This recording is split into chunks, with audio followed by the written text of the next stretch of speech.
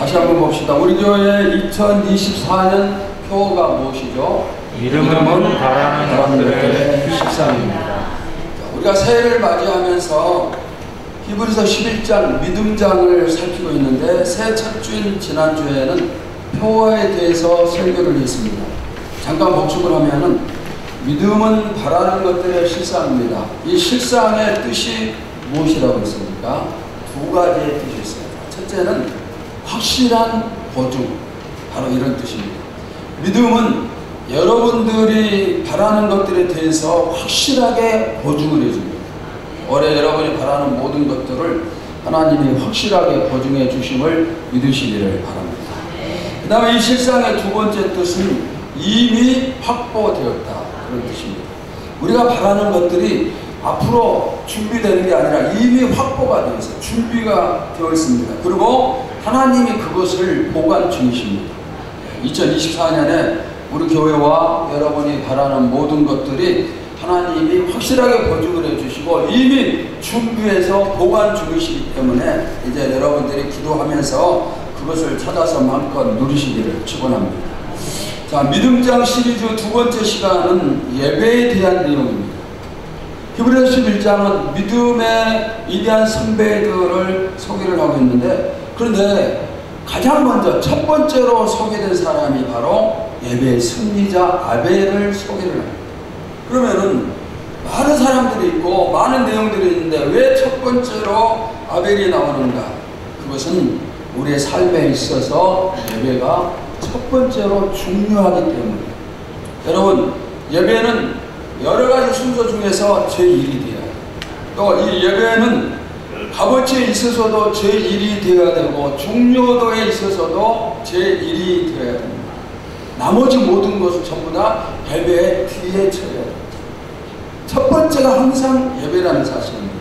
여러분에게도 예배가 제1의 순서가 되고 제1로 중요하고 또 제1의 값어치가 되기를 바랍니다.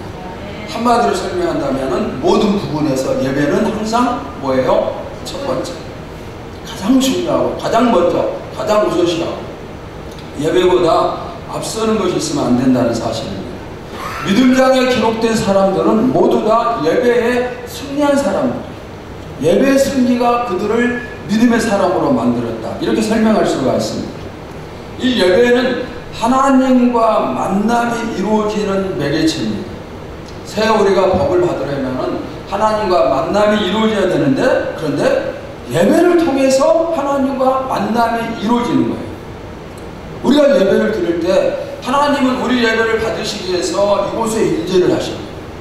그래서 누구든지 예배를 드리면은 임재하시는 하나님을 만날 수가 있습니다. 그러면은 아무 예배나 모든 예배를 전부 다 하나님이 받으시는가? 오늘 창세기 본문에 보시면 가인과 아벨이 하나님께 제사를 드렸어요. 이 제사는 지금으로 얘기하면 예배를 드렸다, 같은 뜻입니다. 그런데 아벨의 제사는 받으시고 가인의 제사는 받지 않으셨습니다. 그러니까 이것은 우리가 예배를 드리지만은 누구의 예배는 하나님이 받으실 수 있고 누구의 예배는 받지 않으실 수도 있다, 바로 이런 뜻입니다. 우리 교회에서 여러분이 드리는 모든 예배가 하나님이 받으시는 예배가 되기를 축원합니다. 여러분이 드리는 모든 예배를 통해서 하나님을 항상 만나는 그런 축복을 누리시기를 축원합니다. 창세기 4장은 아벨의 예배에 대해서 자세히 말씀을 하고 있는데, 아담의 가정에 가인이 먼저 태어났어요. 그 다음에 뒤를 이어서 아벨이 태어납니다. 두 사람은 형과 동생, 형제 사이입니다. 그런데 이 두 사람이 하나님께 제사를 드립니다. 그런데 하나님은 동생 아벨의 제사는 받으시고 형 가인의 제사는 받지 않으십니다. 그러자 화가 난 가인이 동생 아벨을 쳐서 죽였습니다. 그러면은 하나님은 왜 아벨의 제사만 받으셨을까요? 우리는 거기에 대해서 자세히 모르지만, 그러나 오늘 본문인 히브리서 11장 4절의 말씀을 통해서 대강 알 수가 있습니다. 자, 우리 다 같이 히브리서 11장 4절 다시 봅시다. 시작. 믿음으로 아벨은 가인보다 더 나은 제사를 하나님께 드림으로 의로운 자라 하시는 증거를 얻었으니 하나님이 그 예물에 대하여 증언하십니다. 그가 죽었으나 그 믿음으로서 지금도 말합니다. 자, 여기 보시면 아벨이 가인보다 더 나은 제사를 드렸다 그랬어요. 더 나은 제사. 지금 우리도 이 자리에서 함께 예배를 드리죠. 같은 장소에서 같은 시간에 같은 내용으로 예배를 드리는데, 그런데 누구 예배는 하나님이 받으시고 누구는 받지 않고 그렇게 차별이 생길 수가 있어요. 내가 다른 사람보다 더 나은 예배를 드릴 수도 있고 다른 사람이 나보다 더 나은 예배를 드릴 수도 있습니다. 만약에 내가 다른 사람보다 더 나은 예배를 드리지 못한다면 지금 내가 예배는 드리고 있지만은 하나님이 받으시는 예배가 아니고 혼자 드리는 그런 예배. 방금 살핀 히브리서 11장 4절 말씀에서 왜 아벨의 제사를 받으셨는가? 거기에 대해서 자세한 설명이 없고 한마디 나오죠. 뭐라고 나왔습니까? 더 나은 제사. 더 나은 제사를 드렸습니다. 그런데 이 내용을 설명해 주는 말씀이 말라기서에 나옵니다. 왜 하나님은 제사를 받지 않으시는가? 말라기서를 살피면 그들은 하나님께 더러운 떡을 드렸습니다. 눈먼 제물과 병든 제물과 더러운 제물을 드렸습니다. 그래서 하나님께서 이런 제물을 드리는 그들을 향해서 뭐라고 말씀을 하시는가? 말라기 1장 8절에 함께 봅시다. 시작. 만군의 여호와가 이르노라 너희가 눈먼 희생 제물을 바치는 것이 어찌 악하지 아니하며 저는 것 병든 것을 드리는 것이 어찌 악하지 아니하냐. 이제 그것을 너희 총독에게 드려보라. 그가 너를 기뻐하겠으며 너를 받아주겠느냐. 여기 말씀해 보시면은 악한 것이라는 말씀이 두 번 나옵니다. 우리의 예배가 악한 예배가 될 수가 있다는 뜻입니다. 하나님이 받지 않으시는 예배를 드리면 그 예배는 무슨 예배? 악한 예배. 악한 예배가 됩니다. 악한 예배를 드린다는 게 얼마나 무서운 것인가 그것을 알아야 돼요. 다 여기 방금 8절에 총독에게 뭐 병든 거 드리겠느냐 그러는데 여러분들이 우리나라 왕 옛날 조선시대로 돌아가서 왕에게 선물한다고 생각을 합시다. 왕에게 선물할 때 눈멀고 더럽고 병든 것으로 선물을 하겠습니까? 만약 그렇다면 왕이 호통을 치면서 여러분들 엄청나게 혼이 날 겁니다. 아니 왕이 아니라 앞에 서 있는 저에게 조그만 선물을 한다고 생각합시다. 선물을 할 때 여러분들이 집안에서 오랫동안 입고 뭐 수십 년 입었던 옷 이제 떨어지니까 입을 수 없으니까 목사님 이거 입으세요. 그렇게 할 수 있어요. 또 음식을 가지고 와서 저를 대접을 하는데 다 썩은 음식을 가지고 와서 목사님 드세요. 이렇게 할 수가 있어요? 못하죠. 우리 지한이가 못한다고 고개를 잘 끄덕거리는데 못하죠. 흠이 있는 것을 보내는 게 아닙니다. 그런데 하물며 우리 하나님께 예배를 드릴 때 우리가 어떻게 흠 있는 그런 예배를 드릴 수가 있습니까? 위대하고 강하신 하나님, 전지전능하신 하나님, 천지를 창조하시고 나를 위해서 하나님의 아들을 이 땅에 보내시고 십자가에 죽게 하신 하나님, 나의 주인이 되시고 왕중왕이 되시는 그 하나님께 우리가 예배를 드리는데 어떻게 더러운 것, 썩은 것 이런 걸 가지고 드릴 수가 있습니다. 여러분 어떻습니까? 제가 이런 말씀을 들으면은 저는 제가 언제 악한 예배를 드렸습니까? 이렇게 반문할 수가 있습니다. 그런데 말라기서에도 똑같이 반문하는 그런 사람들이 있었습니다. 자, 말라기 1장 6절을 또 다시 봅시다. 시작. 내 이름을 멸시하는 제사장들아, 나 만군의 여호와가 너희에게 이르기를 아들은 그 아버지를 종은 그 주인을 공경하나니 내가 아버지일진데 나를 공경함이 어디 있느냐. 내가 주인일진데 나를 두려워함이 어디 있느냐 하나 너희는 이르기를 우리가 어떻게 주의 이름을 멸시하였나이까 합니다. 이스라엘 제사장들이 하나님을 멸시하고 하나님을 두려워하지 않습니다. 그러면서 악한 제물을 드리고는 하나님이 너 왜 그런 제물을 드리느냐. 그러니까 우리가 언제 악한 제물을 드렸습니까? 이렇게 따지는 거예요. 우리도 이렇게 따지지 않습니까? 여러분이 성공하고 싶고 축복을 받고 싶고 그렇다면 먼저 예배의 성공자가 되어야 됩니다. 예배 실패하면 하나님 앞에 실패자로 설 수밖에 없어요. 악한 자가 될 수밖에 없습니다. 그러면 악한 자에게 하나님은 어떻게 역사하시고 축복을 하시고 그렇게 하시겠어요? 그러니까 이 사실을 분명히 알아야 돼요. 예배에 성공이 없으면 축복도 없어요. 우리 교회도 예배에 성공해야 그 다음에 하나님께 부흥도 축복도 요청할 수가 있습니다. 저는 오늘 마음을 단단히 다잡고 말씀을 전해요.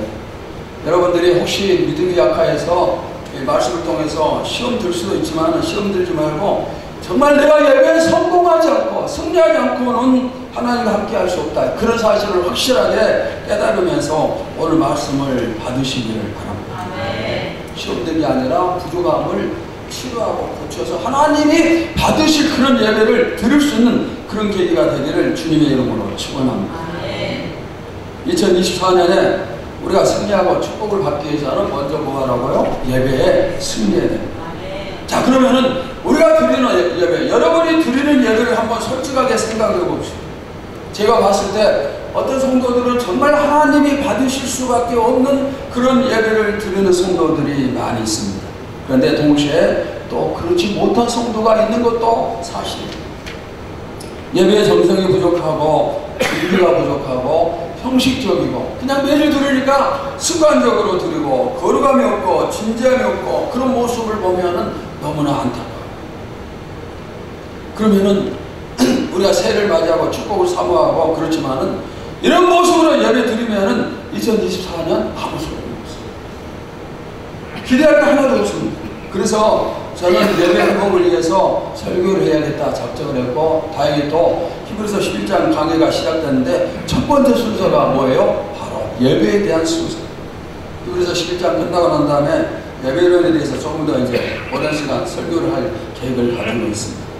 자, 이 시간에 제가 그동안 우리 교회에서 부족한 부분, 지적하고 싶었던 그런 부분에 대해서 말씀을 전할 때 여러분이 겸손히 받으시고 하나님이 기뻐하시는 예배로 바꿀 수 있기를 바랍니다. 자, 첫 번째, 예배를 드리기 전의 자세입니다. 이 예배 시간은 하나님과 우리가 약속된 시간, 정해놓은 시간입니다. 자, 오늘 제가 이 설교를 준비하면서 가만히 살펴봤더니 오늘은 지각하는 사람이 한 사람도 없어요. 그래서 이 설교를 듣고 모두들 잘 받을 것 같다 그런 생각이 들어서 다행인데, 자, 우리가 이렇게 시간을 정해서 하나님과, 그러면은 하나님과 우리 둘 중에 누가 먼저 와서 기다려야 됩니까? 누가 먼저 와서 기다려야 되죠? 장로님, 누가 먼저 와서 기다려야 되죠? 하나님입니까? 우리입니까? 우리가 먼저 기다려야 돼요. 당연히 내가 먼저 와서 기다려야 됩니다. 그것이 뭐예요? 달인 A입니다. 만약에 오늘 오전 11시에 이 장소에서 우리나라 대통령과 우리 성도들 모두가 만나기로 약속이 되었다 생각을 합시다. 그러면은 여러분들이 먼저 교회 와서 기다리고 맞이할 준비를 하는 것이 당연한 것이죠. 높은 사람이 기다리도록 그렇게 할 수는 없어요. 그러니까 우리가 하물며 하나님과의 약속인데 하나님, 예배를 받으신 하나님을 기다리게 하실 수는 없어요. 하나님은 천지 창조하신 분이시고 나를 살리기도 하시고 죽이기도 하시는 생사화복을 주관하시는 분이세요. 우주 만물 다스리시는 그런 분이 우리가 시간을 약속하고 우리 예배를 받기 위해서 기다리시는데, 그래서 우리는 미리서 먼저 하나님께 나가서 전부 준비를 갖춰야 됩니다. 물론 멀리서 오거나 아니면은 또 차를 타고 오는 도중에 갑자기 무슨 일들이 생기고 그래서 늦을 수도 있겠죠. 그런 경우가 아니라면 항상 우리는 미리서 준비하는 그런 예배를 우리가 드려야 되겠다는 사실입니다. 자, 두 번째는 그러면은 이렇게 교회에 도착한 다음에는 어떻게 해야 될까요? 자, 여러분들이 교회에 도착하면 맨 처음 해야 될 일은 뭐예요? 뭐죠? 맨 처음 교회에 도착하면 뭘 해야 되죠? 기도해야 되잖아요. 기도할 때 또 반드시 빠뜨려서는 안 되는 내용의 기도가 있는데 뭐냐면은 지난 한 주간의 잘못을 하나님께 고백하는 거예요. 만약에 내 죄 문제가 해결되지 않은 상태로 예배 드리면 그것은 흠이 있는 재물을 하나님께 드리는 것과 같은 거예요. 그러니까 이 죄 문제를 가장 먼저 기도로 해결을 해야 됩니다. 그 다음에 이어서 오늘 드리는 예배를 하나님 받아 주시옵소서. 성령 충만한 예배가 되게 하시고 설교자가 은혜롭게 말씀을 선포하게 하시고 대표 기도자를 위해서도, 그리고 여러분 자신과 성도들이 은혜 받기를 기도를 합니다.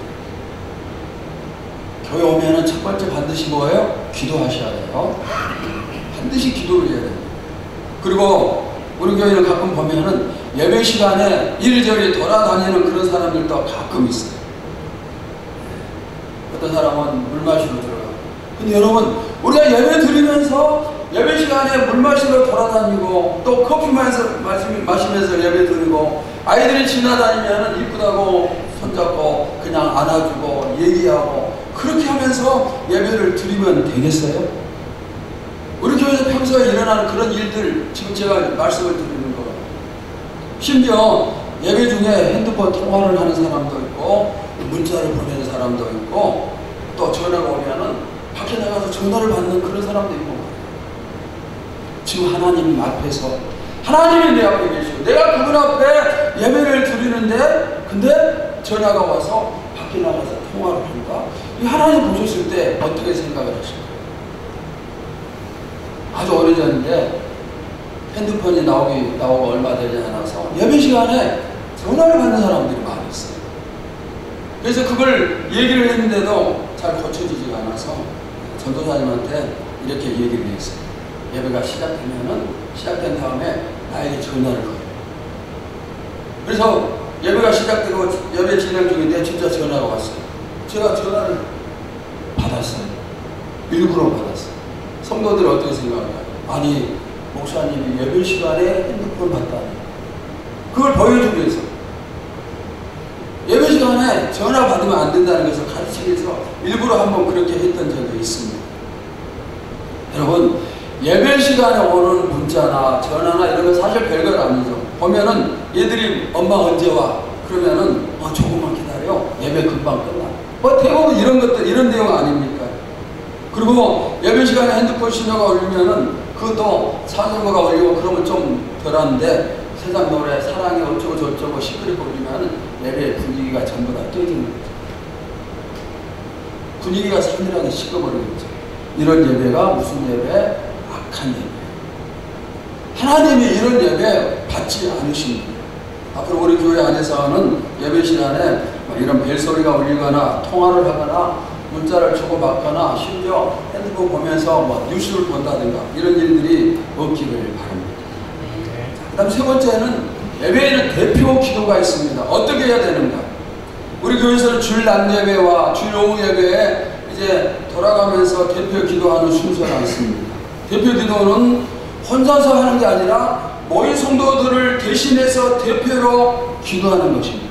예배에 참석한 성도들은 대표 기도하는 사람이 기도할 때 아멘으로 화답하면서 동참을 해야 되고 대표 기도하는 사람은 또 준비를 미리서 해야 됩니다. 우리 교회 대표 기도는 아주 훌륭해요.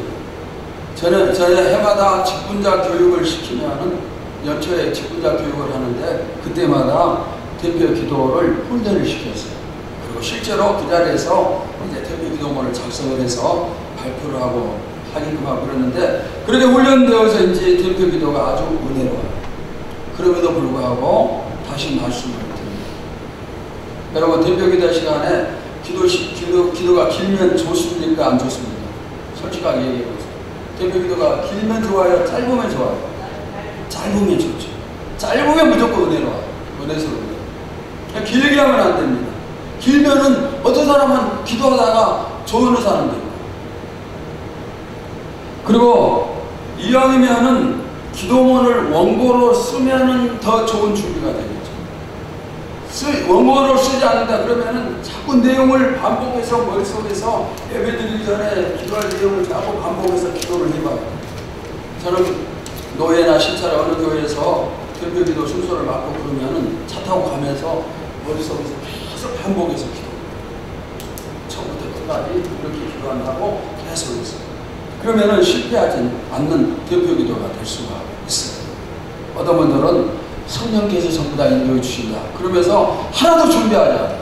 근데 그런 사람들 보면은 이리 갔다 저리 갔다 예배가, 기도가 제대로 그냥 되지 않는 것 금방 할 수가 있어요. 여러분, 준비 없이 하면은 의뢰 없는 기도가 됩니다. 아멘이 나올 수 있는 기도를 해야 돼요. 그리고 사람들 앞에 기도 잘했다 그 말을 들으려고 할 필요 하나도 없고 하나님이 받으시는 그 기도하겠다 이런 자세를 가지고 기도를 해야 됩니다.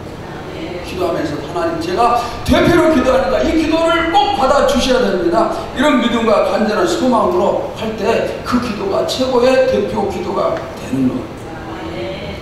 기도로 앞에 나올 때 우리 낮 예배 시간에도 오후 예배 시간에도 이제 의자에 앉아있다가 나오니까 그 틈이 조금 있어요. 근데 그것도 좋지 않아요. 앞에 나와서 찬송이 끝나면 바로 앞에 나와가지고 끝나자마자 막 기도가 시작돼요. 근데 그 틈이 생기면은 기다릴 사람들에게는 어마어마하게 길게 느껴요. 그러면 또 은혜가 더 떨어지고 그렇게 되겠죠. 그러니까 대표 기도하는 사람은 찬송이 끝나자마자 바로 나오세요. 바로. 대표 기도한다는 것은 참으로 큰 축복이잖아요. 성도들 모두를 대신해서 내가 하나님 앞에 기도하는 것이니까 참 큰 축복입니다. 이렇게 큰 축복, 내가 그 축복을 갖고 있음을 기억을 하면서 대표 기도하시는 분들은 잘 준비를 하시기 바랍니다. 자, 네 번째는 찬양에 대해서 생각합시다. 우리가 예배 시간에 보통 찬양을 몇 번째 찬양을 하게 되는데 어떤 자세로 또 누구를 향해서 찬양을 합니다. 누구에게 찬양을 합니다. 찬양을 받으시는 분은 하나님이세요. 여러분의 찬양은 하나님이 받으시는 찬양인가 받지 않으실 찬양인가 스스로 잘 알겠죠. 내가 지금 이런 자세로 찬양을 하면 하나님이 받으실까? 받지 않으실까? 여러분들이 가장 잘 알아요. 하나님께 드리는 찬양이라면 하나님이 받으시는 찬양을 해야 되지 않을까요? 어떤 사람 보면 입을 그냥 엄청나게 크게 벌려서 최선의 찬양을 드리는 그런 사람들도 있고 어떤 사람들은 찬양을 하지만 자기 귀에도 들리지 않을 정도로 찬양하는 그런 사람들도 있고 그래요. 그런데 내 마음을 다해서 드리는 찬양은 저절로 소리가 크게 날 수가 없어요. 그것은 여러분의 경험이고 저의 경험. 여러분 모두 다 마음을 다해 드리는 그런 찬양을 하시기를 바랍니다. 제가 찬양의 세 가지 법칙을 몇 번 말씀을 드렸습니다. 찬양에 대한 설교할 때마다 말씀을 드렸는데 자 어떤 것인가? 첫째는 뭐예요? 앞에서 찬양을 인도하는 사람처럼만 하면 돼. 앞에서 찬양 인도하는 사람은 최선을 다해서 하는 거예요. 그 다음에 두 번째는 찬양의 가사를 마음의 그림으로 그리면서 찬양을 해야 돼요. 왜 이렇게 해야 되는가? 찬송할 때 입은 가사를 보고 찬양하지만은 마음에는 엉뚱한 다른 생각이 차이는 그런 찬양이 많이 있어요. 그러면 하나님이 받지 않으시죠. 그러니까 만약에 주 하나님 지으신 모든 세계 하면서 찬양한다면 하나님이 지으신 천지를 생각하면서 마음에 그리면서 찬양하면 돼요. 그러면은 입술과 마음이 하나가 되죠. 자, 세 번째는 지금 하나님께서 내 앞에 계신다. 내가 지금 찬양을 하는데 하나님은 내 앞에서 그 찬양을 들으시는 거예요. 그러면은 그 하나님 앞에 우리가 어떻게 대강대강 찬양할 수가 있을까? 이 세 가지만 잘 지키면은 하나님이 정말 기뻐하시는 찬양을 드릴 수 있음을 믿습니다. 혹시 찬양에 자신이 없어서 소리가 안 납니까? 소리를 못 냅니까? 그래도 틀려도 상관없어요. 그냥 힘차게 찬양합니다. 남들은 찬송을 통해서 너무 그냥 힘있게 찬양하고 그러니까 목이 세우고 그러는데 나는 그냥 소리도 안 나면 되겠어요. 지난 한 주간 동안 우리 저녁에 작정기도 하면서 정말 힘차게 많은 성도들 참석해 열심히 기도했어요. 나는 지금 목이 많이 셌어요. 내가 드리는 찬양이 하나님 앞에 그냥 들리지도 않을 정도로 그렇게 하면은 안 되겠죠. 가수들이 무대에 설 때 어떤 자세로 노래를 부를까? 그들은 노래 한 곡이 준비되면 그것을 발표하기 위해서 제가 들었던 말인데 500번, 600번, 700번을 먼저 부른다고. 여러분 한 곡을 발표하기 위해서 500번, 600번, 700번을 먼저 노래를 부르고 그 다음에 이제 사람들 앞에 서서 노래하는 거예요. 사람들 앞에 노래할 때도 이렇게 준비를 하는데 하물며 하나님께 노래하고 하나님께 찬양할 때 우리가 어떻게 준비 없이 대강대응 할 수가 있어요? 오늘 이 말씀을 듣고 이후로 여러분의 찬양이 완전히 바뀌어지리라고 믿습니다. 하나님 앞에서 하나님께 내가 드리는 찬양, 그분이 나를 보고 있어요. 오늘 집에 돌아가시면은 거울을 보고 찬송을 한번 하세요. 그러면서 여러분 입술을 보고 내가 입술을 정말 크게 벌리면서 힘있게 찬양하는가, 아니면은 입술 벌리지 않고 귀에도 들리지 않을 정도로 찬양하는 사람인가 한번 살펴보고 고칠 것은 고치시고, 그 다음 우리가 예배 드릴 때 이런 분도 있어요. 은혜가 있고 기분 좋을 때는 열심히 찬양하지만 집에서 부부간에 싸웠어요. 기분이 나빠요. 찬송할 때도 부르지 않아요. 여러분, 신앙생활 하는 것, 예배 드리는 것은 남편에게 벌고 아내에게 벌기 위함이 아니라 하나님께 드리는 거예요. 남편하고 싸웠든 아내하고 싸웠든 그건 상관없어요.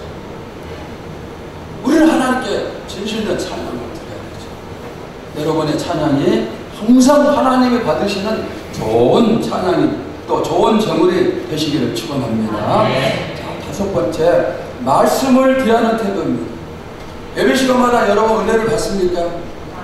어떤 자세로 말씀을 받습니까?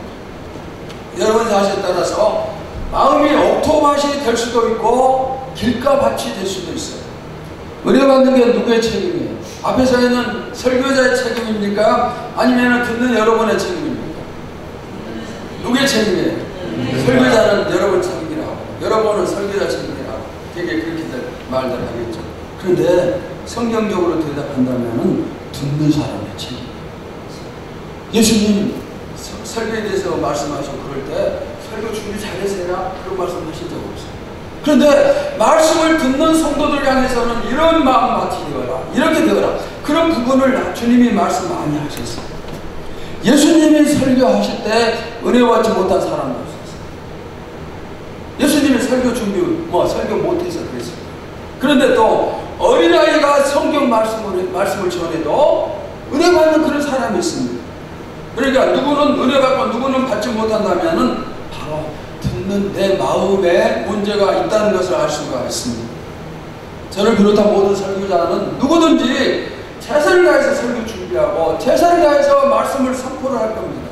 그러면은 그 다음에는 듣는 사람들이 바른 자세를 가져야 해요.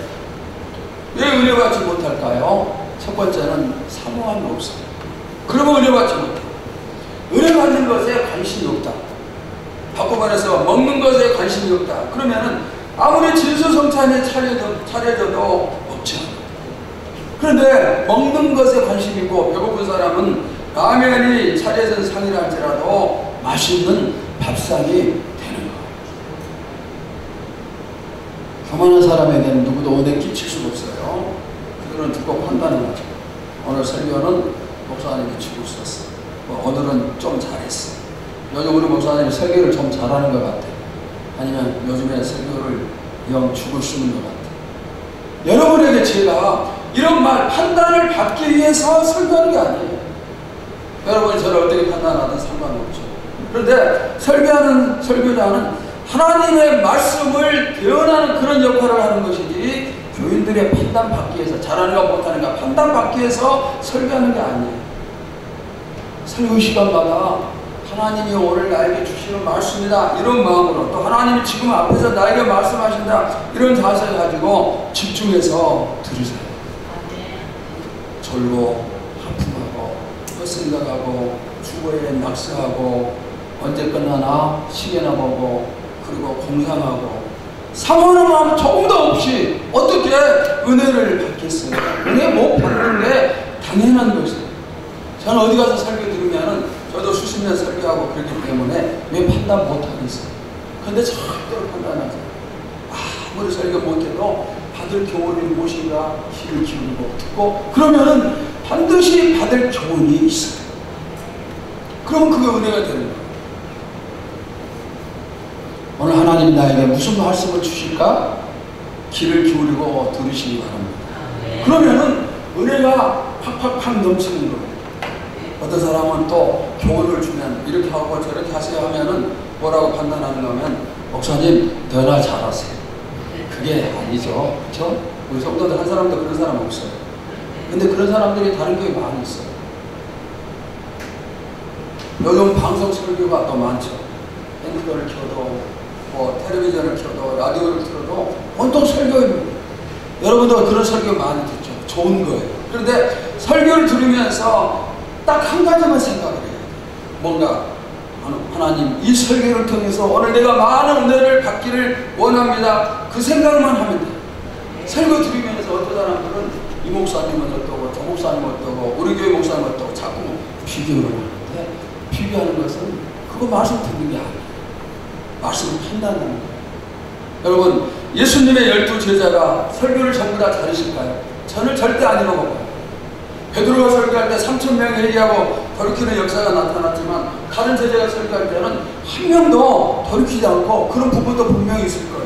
구약의 선지자들이 전부 다 설교를 잘했을까요? 누구는 잘했지만은 누구는 못했을 거예요. 그러나 듣는 사람들이 은혜 받고 바뀌고 그렇게 역사가 나타나는 거예요. 말씀의 신사적이면 항상 은혜 받음을 믿습니다. 우리 교회도 베레아 교회처럼 말씀의 신사적인 그런 자세를 가지시기를 바랍니다. 자, 예배 드리러 왔어요. 하나님께 예배 드리러 오고 하나님이 주신 말씀을 내가 받기 위해서 왔는데, 예배 드리고 말씀도 들었는데 떠나면서 하나도 받은 게 없이 떠난다. 남들은 은혜 충만히 받고 마음에 말씀이 차고 넘치는데 나는 빈 마음. 그렇게 나가면 얼마나 손해입니까? 여러분, 말씀을 들을 때 자세도 겸손해야 돼요. 그렇죠? 만하게 그렇게 하지 말고 겸손하게. 어떤 정도로 보면은 말씀을 들을 때 그냥 몸이 아프니까 빠져나가. 말씀에 빠져들기 때문에 몸이 나도 모르는 사이에 저절로. 어떤 사람들은 그런 게 저절로. 말씀을 들을 때도 우리가 겸손한 태도를 가지고 듣는 것, 그것이 바로 신사적이고 또 설교하는 사람을 배려해주는 그런 태도가 되죠. 예배 시간마다 은혜를 간절히 사모하시기 바랍니다. 저는 여러분에게 내가 어떻게 하면 우리 차일교회 성도들에게 정말 최선을 다해서 말씀을 잘 먹일 수 있을까, 그 고민을 하면서 준비를 하고, 대신 여러분은 내가 어떻게 하면은 오늘 하나님이 주시는 말씀을 통해서 은혜를 받을까, 그러면서 내 마음밭을 옥토로 바꾸기 위해서 노력을 하고, 그렇게 하면 저는 그냥 설교할 때 여러분이 은혜 받으니까 힘나고, 여러분이 은혜 받으니까 제가 또 더 힘을 내서 설교하다 보면은 은혜를 받는가 못 받는가 다 알아요. 저분은 정말 많이 은혜 받고 저분은 못 받고 전부 다 알 수가 있어요. 우리 교회가 예배를 드릴 때마다 항상 은혜 충만, 성령 충만의 축복을 누릴 수 있기를 바라고, 그래서 우리 교회 강단이 앞으로 더욱더 흐르고 넘치기를 축원합니다. 마지막 6번째, 헌금에 대한 내용입니다. 여러분들이 좀 이런 부분, 헌금에 대한 설교는 좀 싫어하기도 그렇지만은 그러나 배울 때는 배워야 돼요. 헌금도 하나님이 받으시는 것이 있고 받지 않으시는 것이 있어요. 자, 내가 다 쓰고 남는 것, 그런 거 들은 다음에 그것은 뭐예요? 말라기 선지자가 얘기했던 것처럼 그런 것은 더러운 떡이고 눈먼 것이고 병든 재물을 수가 있고, 그러면 하나님이 그런 예물은 받지 않으세요. 헌금은 정성이 깃든 헌금을 준비를 해야 됩니다. 하나님이 한 달 동안 수고한 나에게 축복을 주시면은 그 중에서 먼저 하나님께 내가 얼마를 드릴까 구분해서 떼어놓고, 그리고 그걸 가지고 예배 시간에 하나님께 드리고, 이게 바른 자세예요. 근데 여러분, 하나님이 왜 우리에게 예배 시간에 또 평소에 헌신하라 하는가, 예물을 드리라고 하는가? 하나님이 가진 게 부족해서입니까? 그건 아니에요. 하나님은 이 땅의 모든 것의 주인이십니다. 그분은 부유하신 분입니다. 부유하신 분이 우리에게 헌신하라고 요구하는 것은 그 이유가 뭘까요? 여러분, 무슨 일일 것 같아요? 하나님이 그걸 받으시고 축복하시기 위함. 여러분, 아멘입니까? 나를 축복하기 위해서 하나님께서 우리에게 준비되어진 예물을 드리라, 정결한 예물을 드리라, 이렇게 말씀을 하시는 거예요. 그러면은 우리가 또 예물을 드리고 헌금을 할 때 궁금한 게 하나 있어요. 내가 예배 시간에 도대체 어느 정도나 예물을 준비해서 드려야 되는가, 어느 액수를 드려야 되는가, 여러분 어떻게 해야 될까요? 그 그것은 각자의 멋대로 믿음대로 하면 돼요. 내가 하고 싶은 대로 하면 돼요. 제 헌금에 대해서 이렇게 저렇게 말씀드리는 것보다는 성경 구절을 소개해 드리는 게 더 좋을 것 같습니다. 자, 우리 다 같이 고린도후서 9장 5절을 봅시다. 시작. 이러므로 내가 이 형제들로 먼저 너희에게 가서 너희의 전에 약속한 연보를 미리 준비케 하도록 권면하는 것이 필요한 줄 생각하였노니 이렇게 준비하여야 참 연보답고 억지가 아니냐. 자, 여기서 연보는 뭐예요? 헌금을 얘기해요. 뭐라고요? 헌금을 미리서 어떻게? 준비하라. 미리서 준비하라. 오늘까지는 준비가 안 됐다 할지라도 다음부터는 미리서 교회 오기 전에 집에서 준비하시고 출발하시기를 바랍니다. 자, 그 다음에 고린도후서 9장 6절도 봅시다. 시작. 이것이 곧 적게 심는 자는 적게 거두고 많이 심는 자는 많이 거둔다 하는 말이로라. 심는 대로 거둔다. 여러분들이 100평의 밭에 씨를 뿌렸고 또 어떤 사람은 10평의 밭에 씨를 뿌렸으면 전부 다 30배, 60배, 100배를 거두겠지만 두 사람을 비교하면은 100평이 10평보다 10배 이상 더 거두. 심는 대로 거두. 자, 고린도후서 9장 7절도 봅시다. 시작. 각각 그 마음에 정한 대로 할 것이로 인색함으로나 억지로 하지 말지니 하나님은 즐겨내는 자를 사랑하시느니라. 헌금을 인색함으로나 억지로 하지 말고 즐겨내는 자를 하나님이 사랑하신다. 그런 말씀입니다. 여러분 하나님께 예물을 드릴 때 많고 적고 그건 상관없어요. 하나님이 받으실 수 있는 그런 마음을, 그런 자세를 가지고 드리고 그래서 축복을 받으시기를 바랍니다. 우리가 아무리 축복을 사모해도 드림이 없거나 인색하거나 그러면은 하나님이 축복하시기 힘들겠죠. 그 다음에 헌금에 대해서 한 가지 더 살필 것은 헌금의 종류도 다양해요. 여러 종류가 있습니다. 새해를 맞이하면서 여러분들의 헌금의 봉투 또 전부 다 교체가 되어졌겠죠. 근데 제가 이제 헌금 봉투, 우리 주일학교 학생들 헌금 봉투를 교체하면서, 어린아이들 헌금 봉투를 교체하면서 보니까 이런 생각이 들었어요. 어떤 아이들을 보니까 헌금의 종류가 너무나 많아요. 11조 헌금 있고 건축헌금 있고 성교헌금 있고 주의헌금 있고 헌금 봉투, 헌금 종류가 이렇게 많은 거예요. 아이들이. 그래서 제가 뭐라고 어떤 생각을 했는가 하면은 이 아이들이 장차 큰 축복을 받겠구나. 혼자서 그렇게 생각했어요. 어린아이들이 주의헌금 하면 다 하는데 어떻게 그냥 이렇게 여러 가지를 생각하면서 하나님께 드리면서 그 마음을 하나님이 받으시고 축복하지 않으실 수가 없어요. 사랑하는 여러분, 저는 2024년 승리와 축복을 위해서 그리고 믿음 성장을 위해서 예배의 승리자, 예배의 성공자가 되라는 말씀을 드렸어요. 오늘 내용 가운데 여러분 마음에 부딪히면서 껄끄러운 그런 내용도 있을 수가 있어요. 그러나 그 부분이 치료되지 않으면 우리는 예배 성공할 수가 없고 예배 성공자가 되지 않으면 그 다음에 이어지는 믿음의 사람 반열에 오를 수가 없어요. 그래서 어떤 일이 있어도 부딪힘이 있어도 껄끄러움이 있어도 고쳐야 돼요. 치료해야 됩니다. 바른 자세, 하나님이 받으실 수 있는 바른 자세의 예배를 드려야 돼요. 그래야 예배에 승리하고 그래야 우리가 기도하는 모든 것도 이루고 하나님이 축복하실 수가 있습니다. 오늘 받은 말씀을 교훈 삼아서 이제부터 단 한 번의 예배도 땅에 떨어지지 아니하고 하나님이 받으시는 예배가 되고 그래서 그 예배의 승리가 여러분의 축복과 연결되시기를 주님의 이름으로 축원합니다. 하나님 감사합니다. 오늘 믿음장 두 번째 살피면서 예배의 승리자가 되자는 말씀을 살폈습니다. 이제까지 우리가 많은 예배를 드렸고 하나님이 전부 다 받으셨음을 믿습니다. 그러나 앞으로는 더 정성껏 더 준비하고 더 하나님을 사랑하는 마음을 가지고 모든 예배 단 한 번도 빠짐없이 우리가 드리는 모든 예배, 내가 드리는 모든 예배가 하나님이 받으시고 축복하시는 그런 예배가 되게 하여 주시옵소서. 예수님의 이름으로 기도하옵나이다. 아멘.